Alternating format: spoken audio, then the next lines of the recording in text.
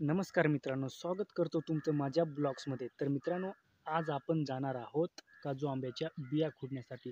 तर कोणत्या कोणत्या पद्धतीने काजूच्या बिया मी खुडतो ते तुम्ही आजच्या ब्लॉग्समध्ये पाहायचं आहे. तर आता आपण लगेच निघू काजू आंब्याच्या बिया खुडण्यासाठी. तर मित्रांनो, ज्या ज्या बिया पिकलेल्या आहेत त्याच आपल्याला खुडायच्या आहेत आणि ज्या अशा निळ्या बिया आहेत त्या आपल्याला खुडायच्या नाही. आणि ज्या पिकलेल्या बिया आहेत म्हणजे ह्या प्रकारच्या त्या बिया आपल्याला खुडायच्या आहेत. जर ही बी पिकलेली आहे पण हो आंबा निळा आहे तरी ही बी आपण खुडायची आहे आणि पिकलेल्या आंब्याची बी पण आपल्याला खुडायची आहे. तर हे पद्धतीने बिया खुडतात आणि दुसरी पद्धत पण आहे, तिसरी पद्धत पण आहे.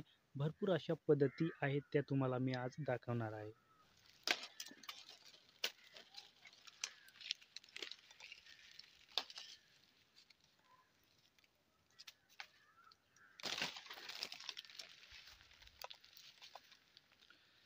आणि ज्या काही बिया पिकून आंबे खाली पडले आहेत ते पण आपल्याला विचारायचे आहेत. त्या पण मी विचलेल्या आहेत, तुम्हाला मी दाखवतोच ब्लॉग्समध्ये.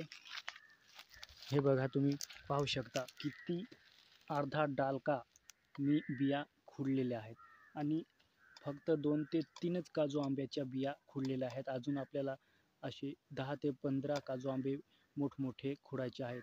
तर मित्रांनो, हे असे 2 ते 3 डालके एका दिवसाला भरतात. आणि मित्रांनो, ज्या आंब्यांवर हात पुरत नाही त्या आंब्यांसाठी आपण ही सोरी बनवली आहे.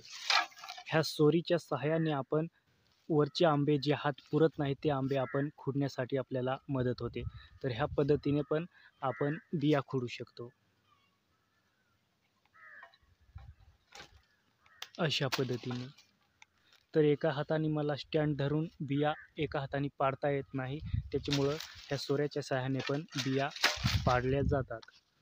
आणि काही काजू आंब्यांवर चढून पण बिया पाडतो, म्हणजे आंब्यावर चढलो की हलवून द्यायचं किंवा ज्या हातात येतात त्या बिया आपण हाताच्या सहाय्याने खुडून खाली टाकतो आणि नंतर त्या काजू आंब्याच्या बिया वेगळ्या करून आणि काजू आंबे वेगळे करतो आणि काजूच्या बिया ज्या आहेत त्या वेगळ्या करतो आणि त्या आम्ही थोड्या 1-2 दिवस एकदम चांगल्या पद्धतीने सुकवतो, जेणेकरून जी बी जी आहे ती काळी पडणार नाही.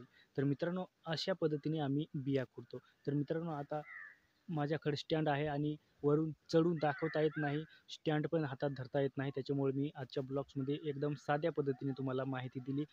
तर मित्रांनो, आजचा ब्लॉग्स आवडला असेल तर लाईक करा, शेअर करा आणि सबस्क्राईब करा. तर मित्रांनो, आजच्या ब्लॉग्समध्ये एवढंच. जय हिंद, वंदे मातरम.